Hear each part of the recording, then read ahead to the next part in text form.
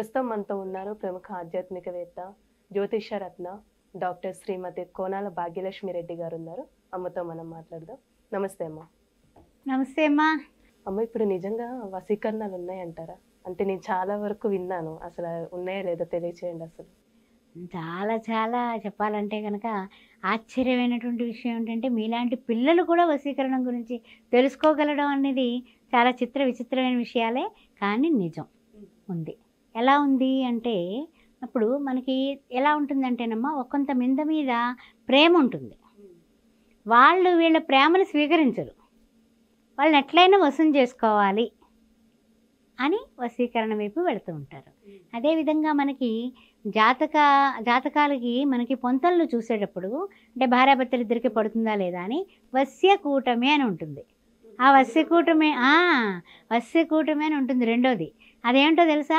నీకు నేను, నాకు నువ్వు, అంటే మన ఇద్దరం కాదు, భార్యాభర్తలకి ఒకళ్ళు వశం అవుతున్నారా లేదా అని తెలుసుకోవడం. అర్థమైందా? వశం అవ్వలేదనుకో, వాడు చచ్చినా మన మాట విండు.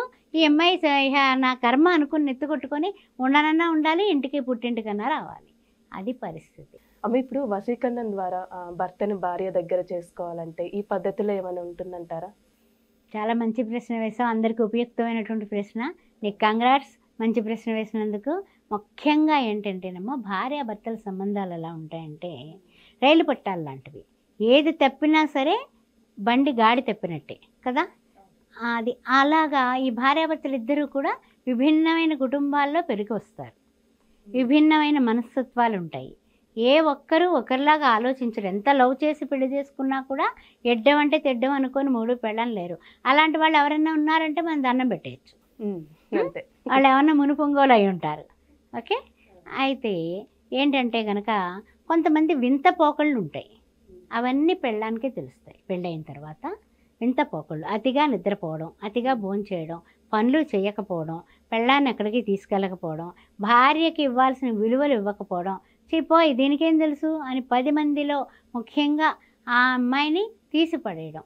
ఇలాంటి పనులు కొన్ని పురుష పొంగవులు నేను మగాడిని అనిపించుకోవాలని కొంత చేస్తూ ఉంటారు. దానితో ఈ అమ్మాయికి ఏమనిపిస్తుంది? షబ్బా, లాభం లేదు, వీడిని ఎలా అన్నా నేను కట్టేసుకోవాలి, కొంగుకి ఎలా కట్టుకోవాలి అని థింక్ చేస్తుంది.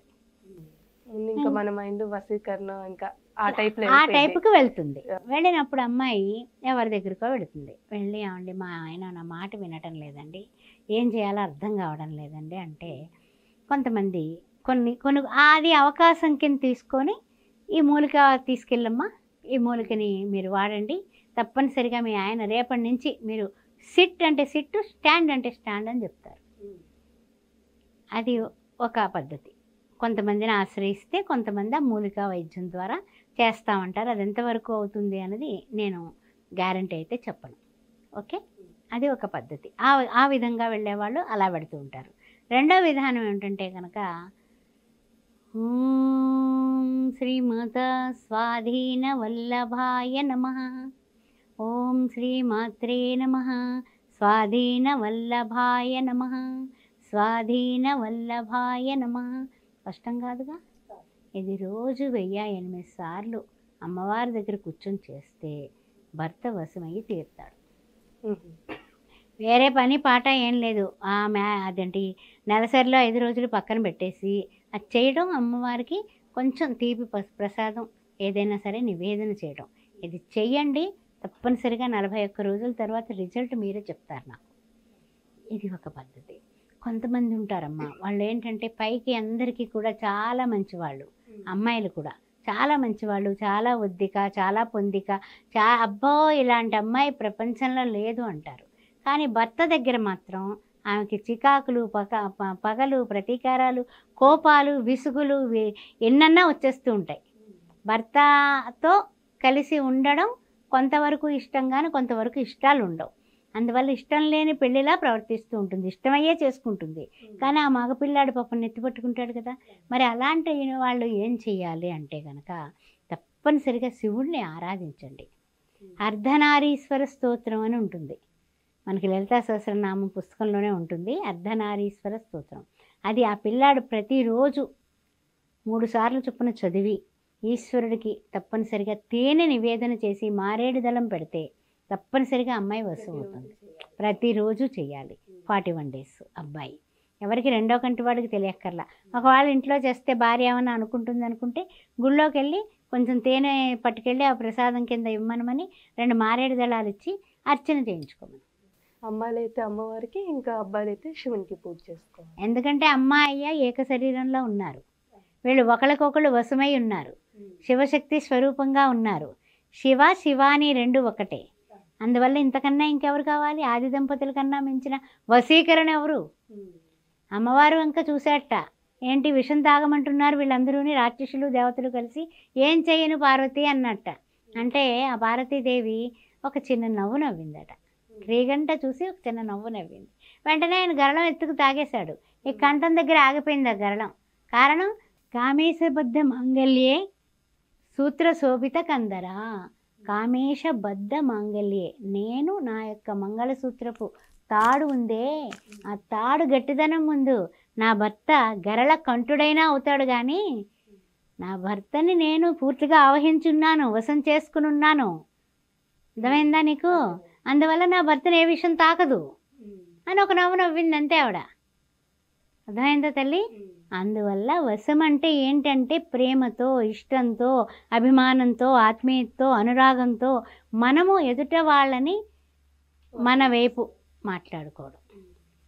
అర్థమైందా? వీటిలన్నింటికీ కూడా కొంచెం చరిత్ర ఉంది. కొంచెం అనవసరంగా కంగారు పడిపోయి ఈ క్షణాన ఈ నిమిషంలో మనిషి మారిపోవాలంటే ఎవరు మారరు. టైం పడుతుంది. Take a time. శారీరకంగా, మానసికంగా కొన్ని ప్రతి ఒక్కళ్ళకి ఇబ్బందులు ఉంటాయి. చెప్పుకునే ఇబ్బందులు, చెప్పుకోలేని ఇబ్బందులు. పెళ్ళానికి అవి తెలియకూడదు అనుకుని మగాడు అనుకుంటాడు. మొగుడికి అన్నీ తెలిసిపోతాయేమో ఏమనుకుంటారు. కొంతమంది బోల్డ్గా అంటే ఉన్న విషయాలు లేని విషయాలు చెప్పేసుకుంటారు ముందే, పెళ్ళికి ముందే. ఆ తర్వాత వీళ్ళకి అనుమాన రాక్షసుడు ప్రారంభమైపోతాడు. ఆ తర్వాత వశమేలవుతారు.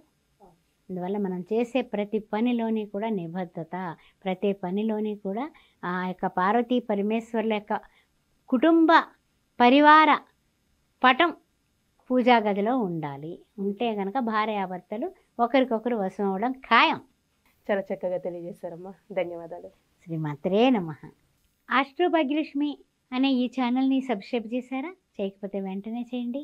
అంతేకాకుండా మీరు ఏదైనా సరే కుంభ వివాహాలు, కదలి వివాహాలు లాంటివి, వివాహ దోషాలకి జాతక చక్రాలు వేయించుకోవాలన్నా, చూపించుకోవాలన్నా, శుభముహూర్తాలు పెట్టించుకోవాలన్నా, గృహారంభ, గృహప్రవేశ, వివాహ శుభకార్యాలకి ముహూర్తాల కోసం కూడా నన్ను సంప్రదించవచ్చు. 9866034439. అదేవిధంగా క్రింది నెంబర్లో శ్రీ సౌభాగ్య మ్యారేజ్ బ్యూరో 16 సంవత్సరాలుగా రన్ చేస్తున్నాము. దిగ్విజయంగా అన్ని వర్ణాల వాళ్ళు, హిందువులైతే తప్పనిసరిగా మీరు సంప్రదించవచ్చు. మంచి మ్యాచెస్ ఉంటాయి.